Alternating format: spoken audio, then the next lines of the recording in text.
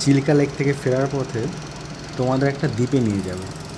সেখানে গিয়ে বলবে যে ওই পারে বঙ্গোপসাগর আছে।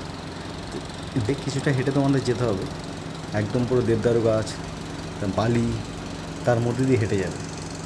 যাওয়ার পর ওই পারে দেখবে বঙ্গোপসাগরটা কত ক্লিন, ক্রিস্টাল ক্লিয়ার জল।